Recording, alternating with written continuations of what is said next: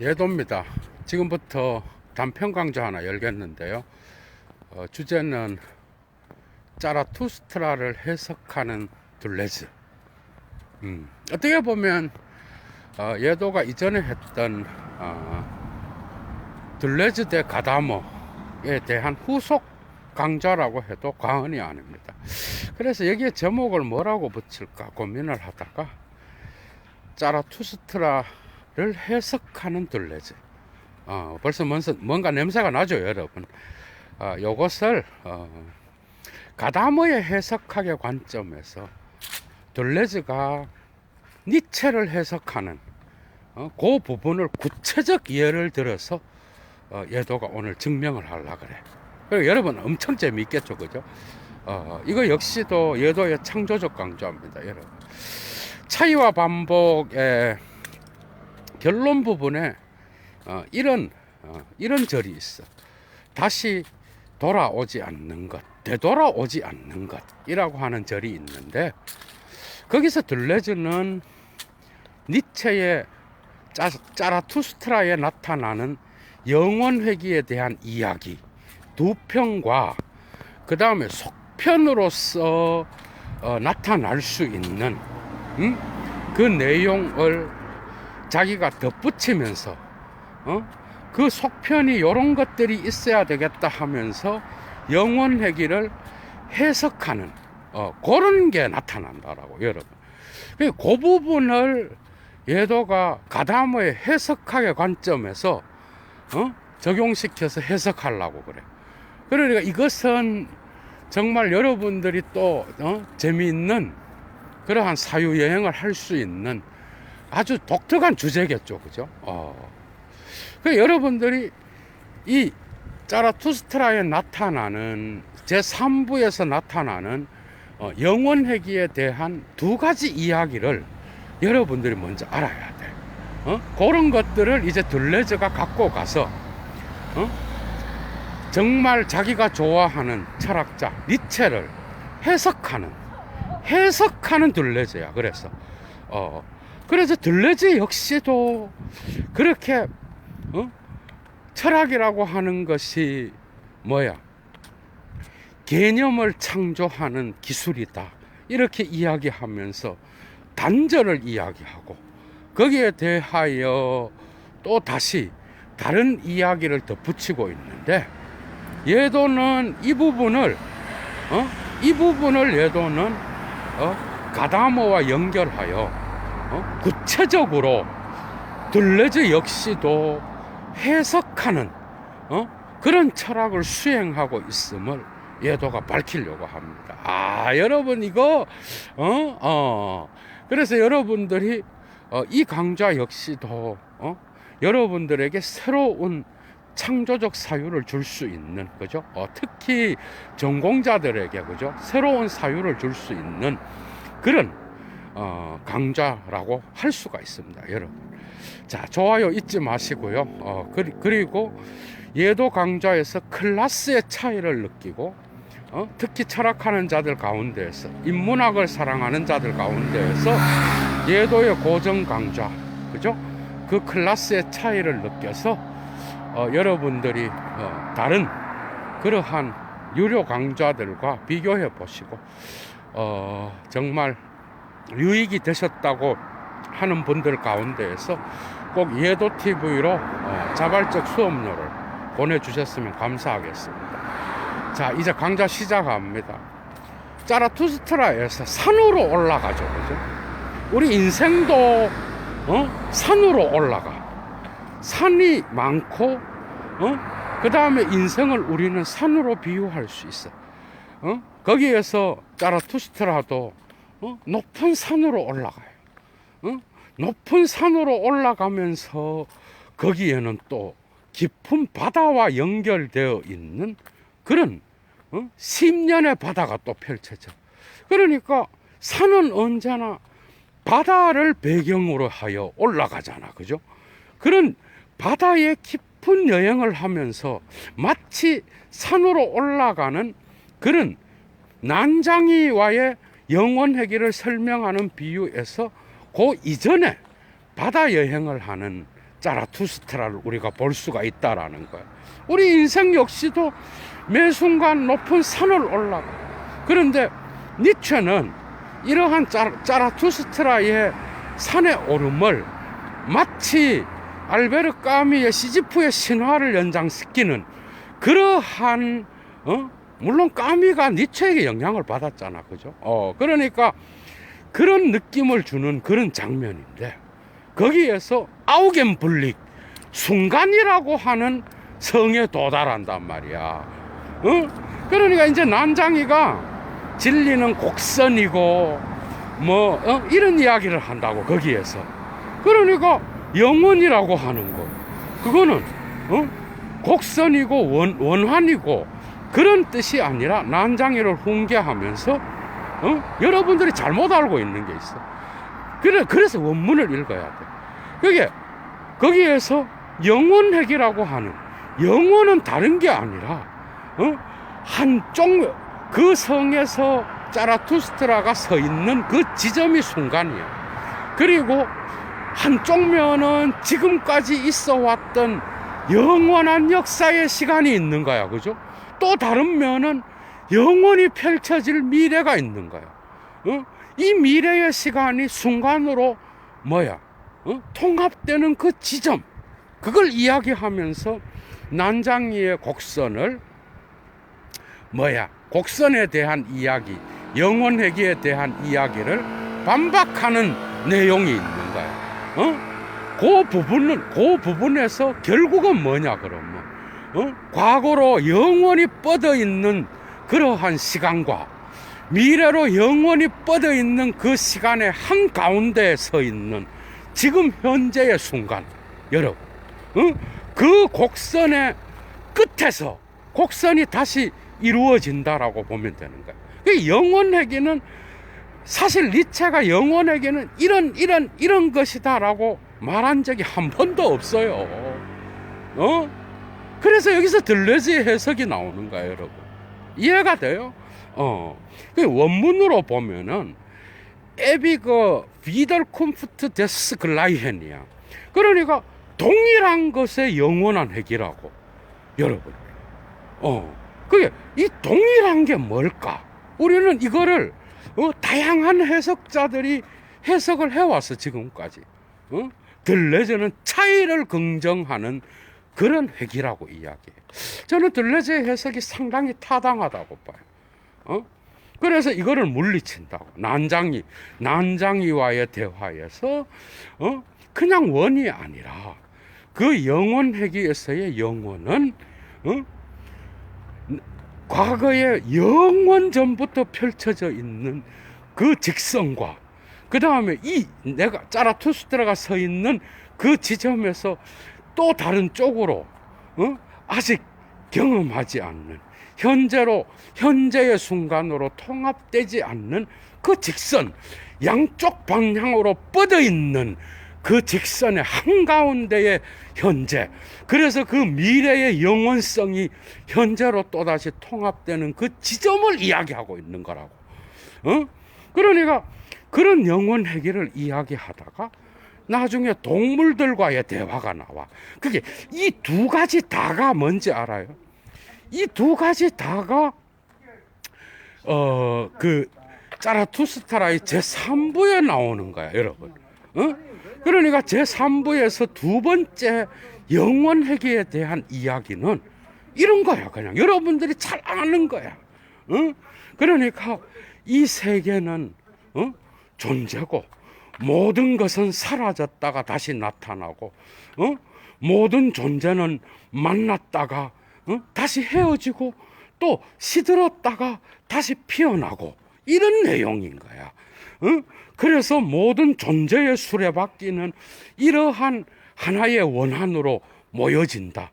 그래서 모든 동일한 것은 생명이요, 이러한 생명 안으로 통합되는 방식으로 일어난다라고 이야기하는 거예요, 여러분. 그러니까 여러분들이 한번 생각을 해봐.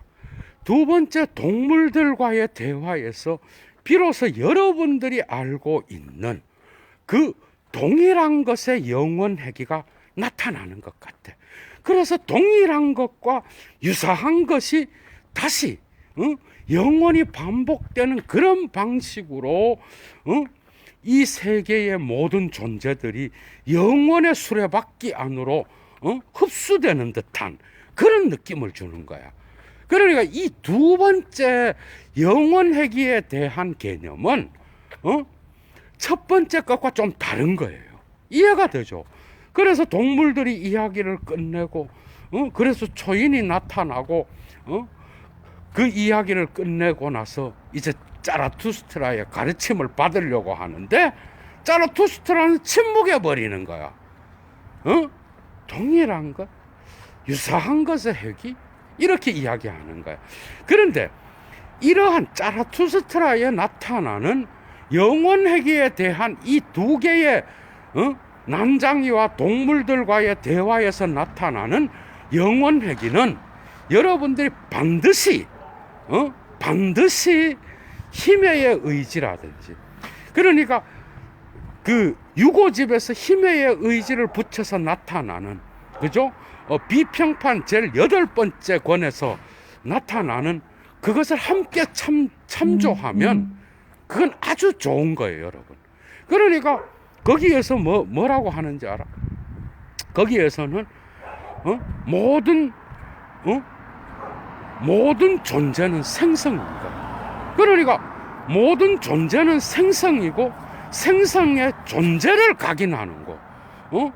이것이 바로 영원회귀 사상에 매우 중요한 거예요. 그래서 이러한 존재의 생성을 각인하고 생성이 존재가 되고 존재가 또 다른 생성이 될 수 있는 그런 움직이는 생명의 움직임의 어떤 그러한 힘, 이것이 최고의 힘의 의지다라고 이야기를 해. 그러니까 그런 것들과 연결해서 볼 때 이 힘의 이 영원회귀의 자라투스트라에 나타나는 이 개념들은 결코 그냥 영원한 것이 다시 되돌아온다라고 하는 개념이 아닌 거예요. 거기에서도 나타나요. 동일한 것이 되돌아온다라고 분명히 니체는 언급하고 있지만 그것은 생명, 생성, 되어감, 움직이는 그러한 생명의 존재를 이야기하는 거라고.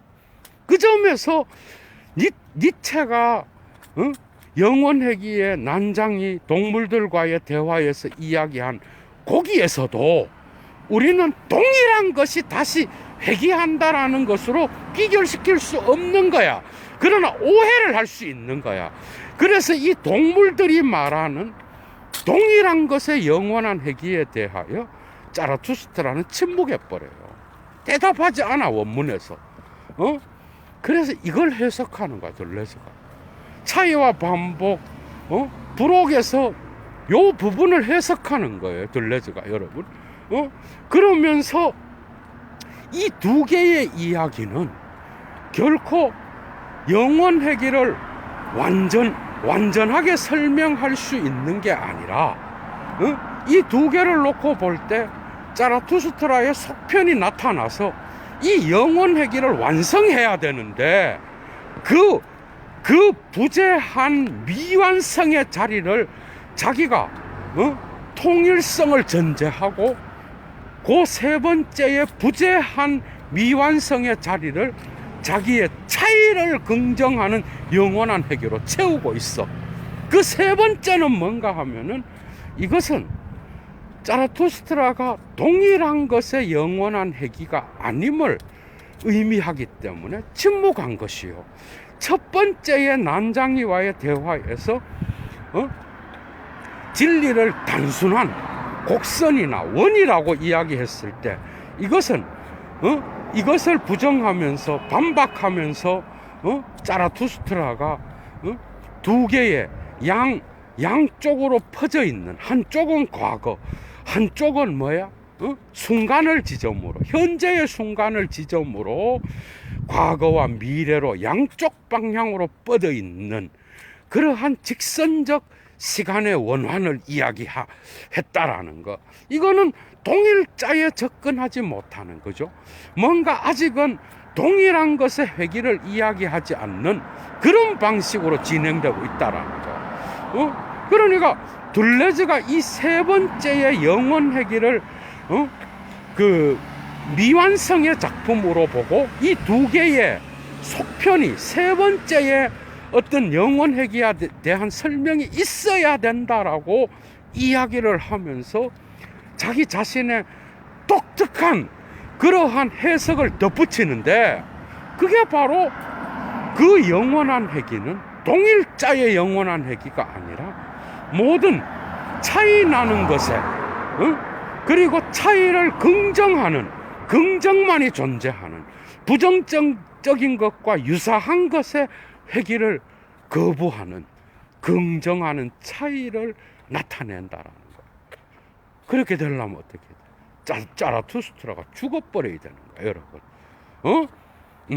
니체의 모비명이 뭐예요? 자라투스트라를 버리고 너희 자신이 될 것을, 이렇게 이야기하잖아요, 그죠?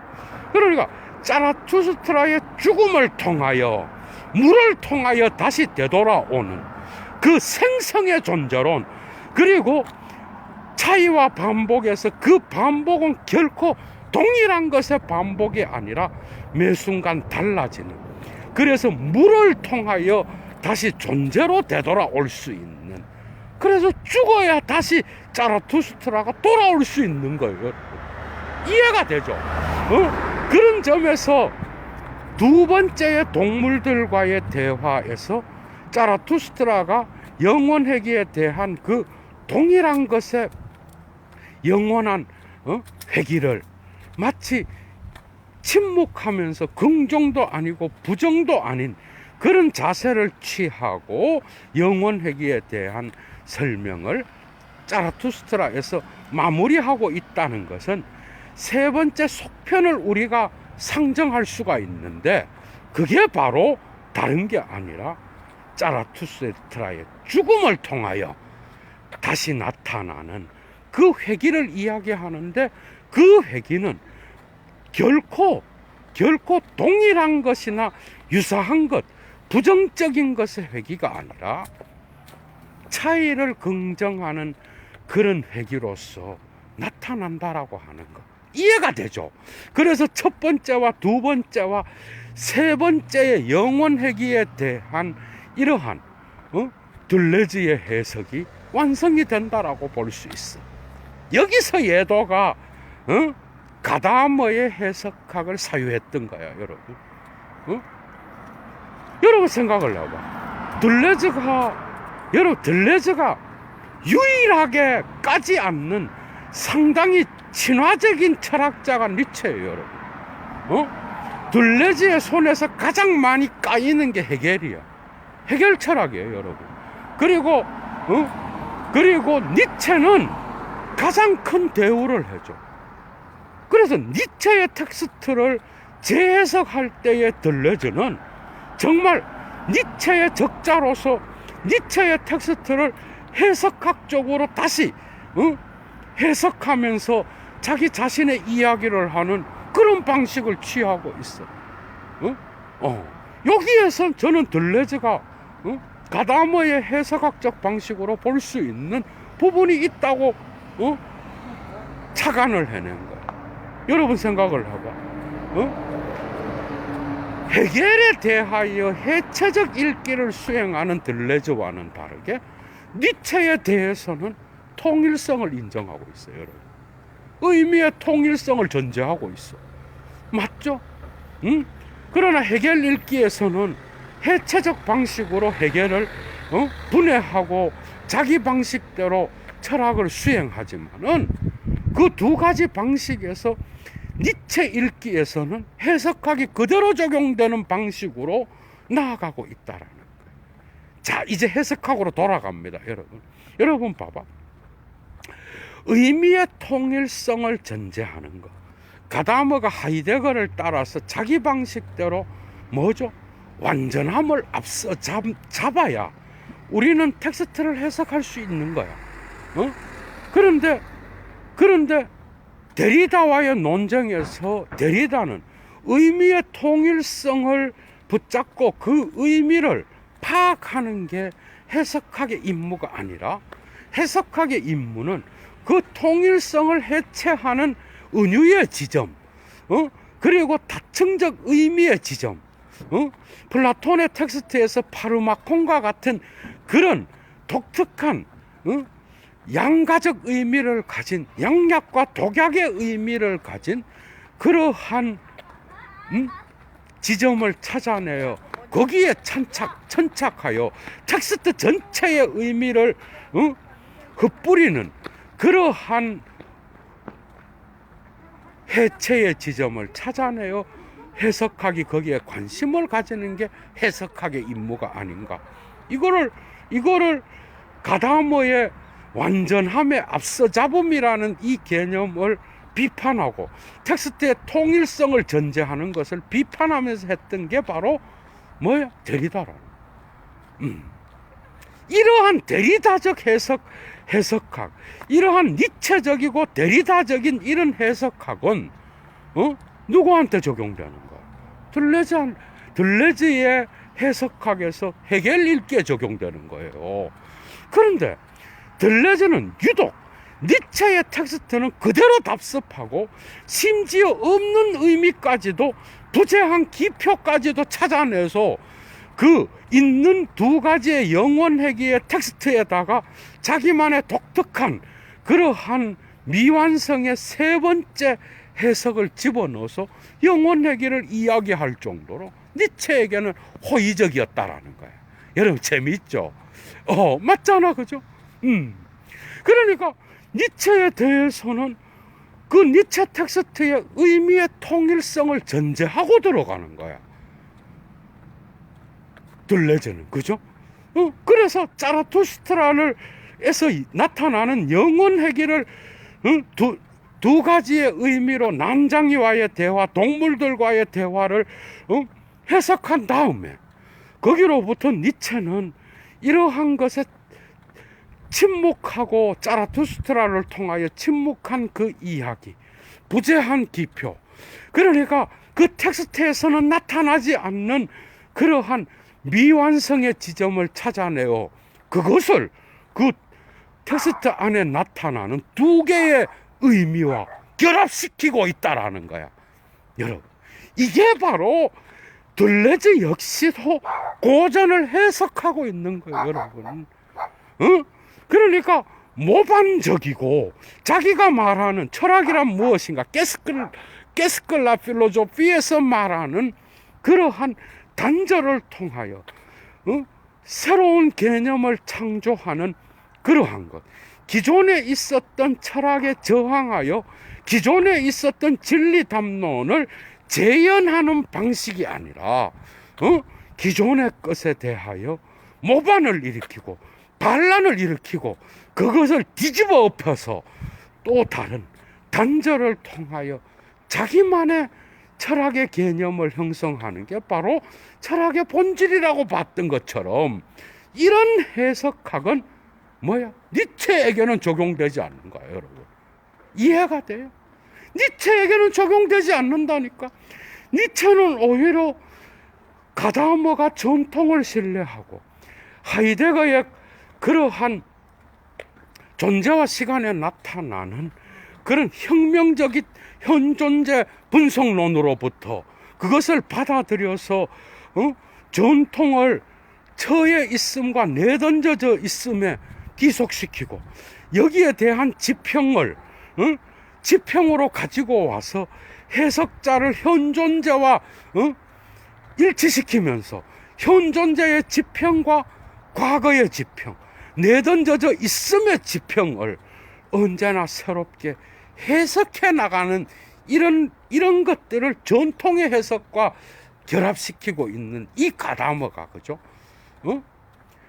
결코 들레즈와는 거리가 먼 철학자라고 우리는 이야기할 수 있어. 그런데 뭐야? 들레즈의 모순이 뭐야? 데리다도 니체에겐 상당히 호의적이야, 여러분. 이해가 돼요? 그런데 여러분들 봐봐.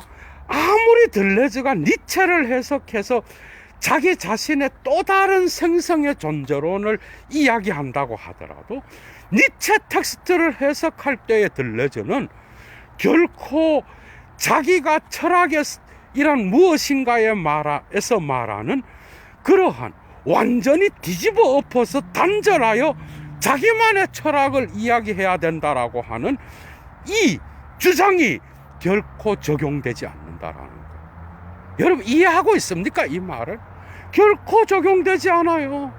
니체의 텍스트는 해체적으로 보지도 않아. 그리고 모반적이고 반란을 일으켜서 기존의 것을 뒤집어 엎는, 그래서 그것으로부터 탈주하는 느낌보다는 오히려 니체가 말하지도 않은 그러한 영원회귀의 개념의 세 번째 미완성, 부재하는 또 다른 텍스트를 전제하고 그것을 보충하면서 설명하고 있다는 거야, 여러분. 그러니까 들레즈는 자기 자신의 철학이란 무엇인가에서 말하는 그런 자기가 주장했던 해석학적인 해체적 해석을 결코 헤겔에게는 적용시키지만은 니체에게는 적용시키지 않는 거예요, 여러분.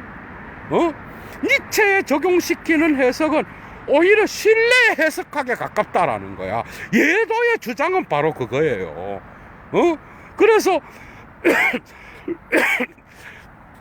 해체적 읽기를 니체에 대해서는 수행하지 않는 들레즈인 거야, 여러분. 오히려 가다머의 해석학이 그대로 적용되고 있는 거야.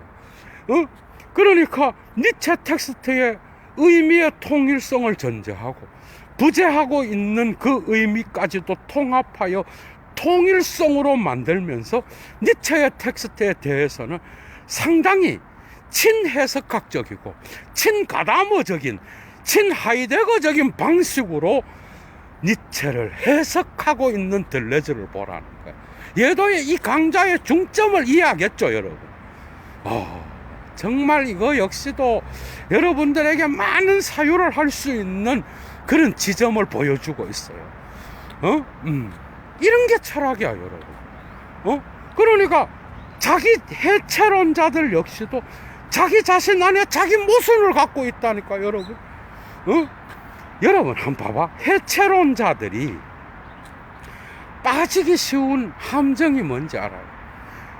그러니까 해석학을 싫어하는 이유는 전통에 대한 신뢰 때문에 그러는 거야.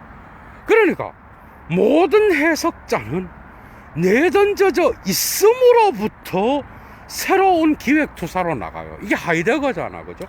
이걸 그대로 적용하면 모든 해석자는 내던져져 있음의 현 사실성을 부인할 수 있는 자는 아무도 없는 거야. 그런데 해체론자는 이러한 내던져져 있음을 해체하면서 자기의 철학으로 철학의 재료로 삼기 때문에 여기에 동의할 수가 없는 거야. 이해가 되죠? 내던져져 있음이 문제라는 거거든. 전통이 문제라는 거거든. 그런데 한 가지는 뭐야? 그래서 해석자가 누구예요? 철학자 자신이라고. 해석자에게 이러한 존재론적인 그러한 연결고리를 더 씌우게 되면은 해체가 자유롭지 않아요, 여러분. 그러니까 해체론자들에게 뭐라고 말할 수 있어? 해석학 쪽에서 보면 이렇게 말하고 있어. 그럼 너는 너의 지평에서 모든 사태를 보는 거 아니냐? 너 역시도 해석하는 자요. 너 역시도 과거로부터 진리를 끌어올려서 자기 나름대로 해석을 하면서 자기의 철학을 이야기하는 게 아니냐. 이거를 부인할 수 있는 철학자는 아무도 없어. 그런데 이게 싫은 거야. 왜? 과거에 대한 그 모든 기존의 철학으로부터 파괴의 지점을 보는 게 해체론자예요.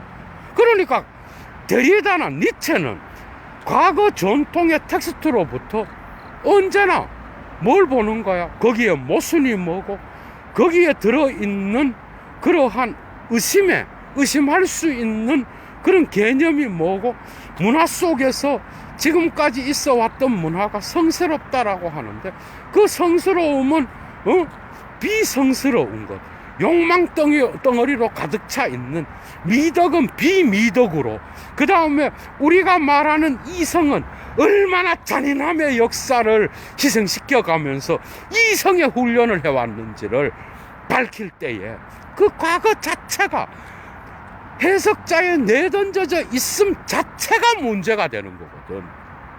그러니까 싫어하는 거예요.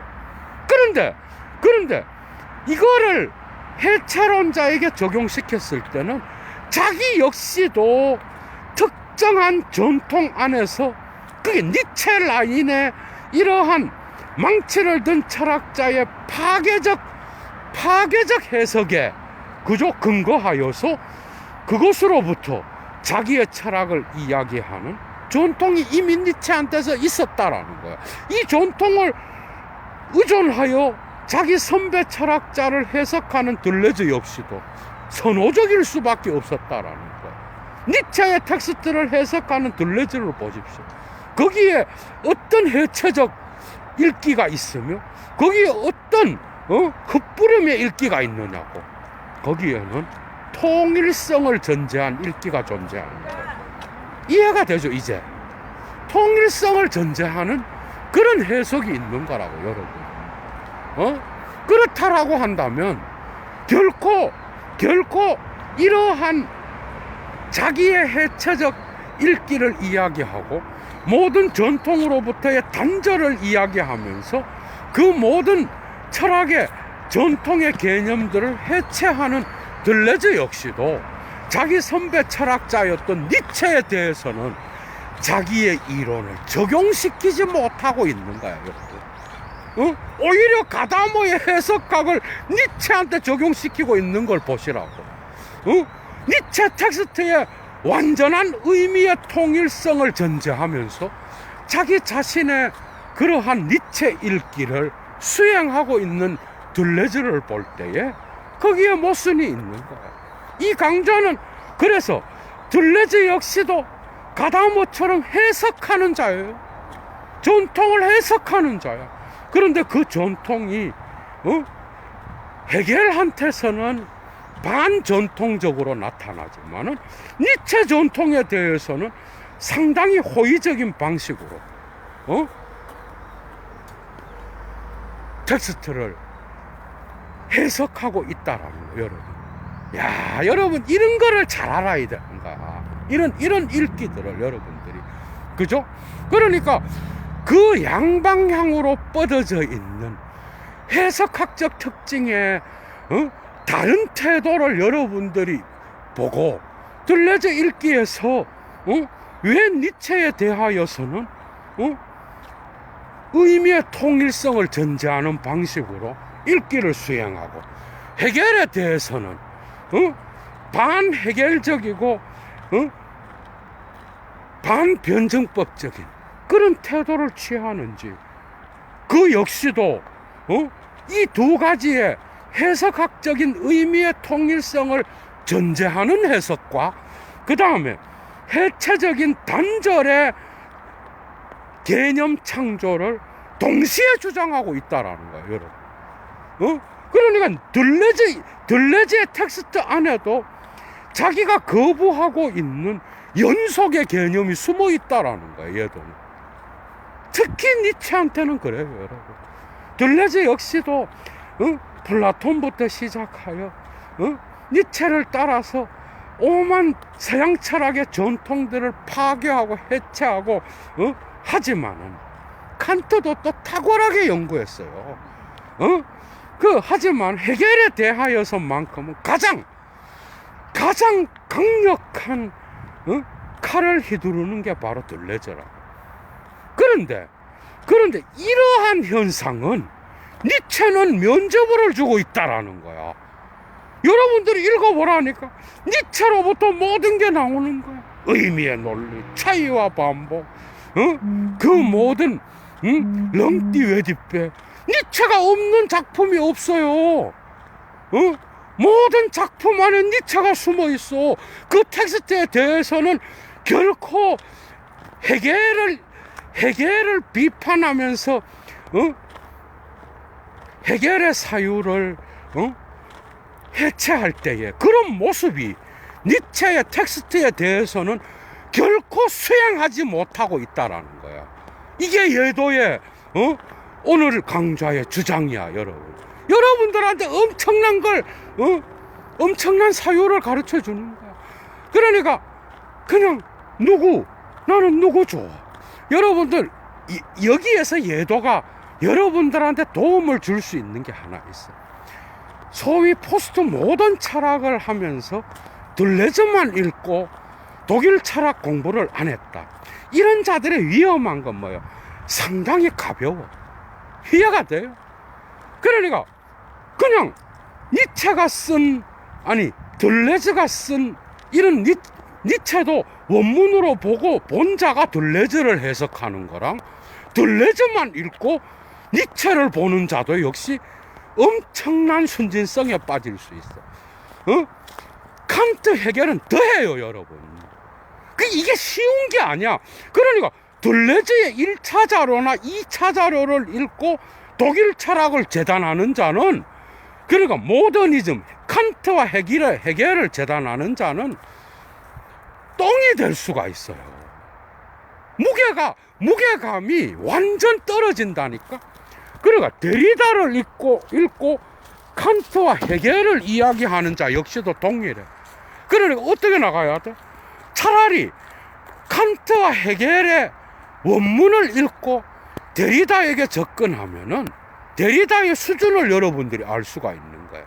이런 양방향으로 읽기가 안 된 자가 데리다나 들레즈만 읽고 모더니즘은 뭐 구식이고 뭐 이러면서 칸트 헤겔을 박살을 냈다 그럽시다.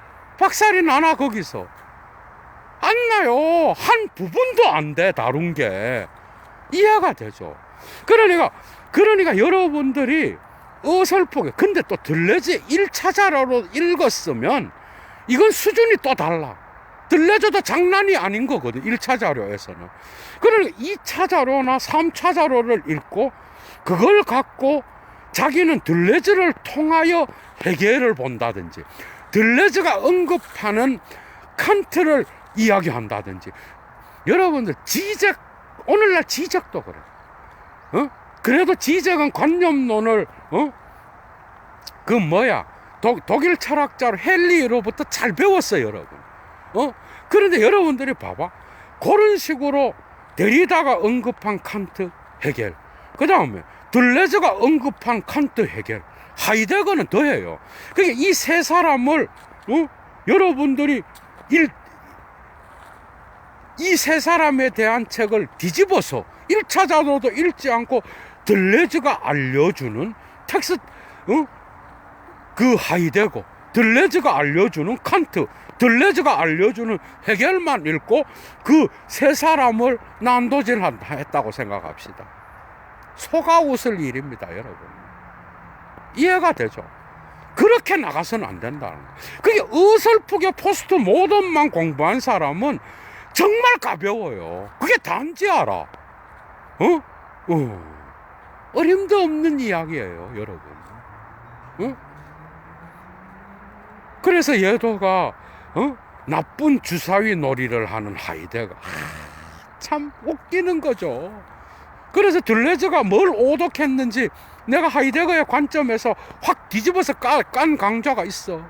그리고 또 뭐야, 지적 역시도 하이데거는 엄청 오해해. 그게 이 하이데거를 나치랑 연결시켜서 그런지 몰라도 이 하이데거에 대한 오독이 상당합니다, 포스트 모더니즘에서는.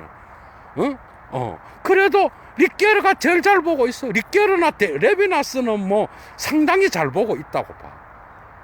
근데 레비나스는 또 다른 길로 가죠, 그죠? 그런데 이쪽은 니체 전통에 있으면서 하이데거를 언급할 때 상당히 가벼워. 여러분들이 공부 방식을 어떻게 해야 되는지를 충분히 인지가 됐을 거야, 여러분.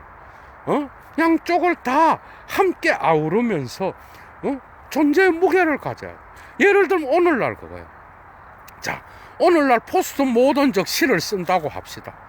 해체만 막 이야기해. 그게 시예요. 얼마나 가볍겠어.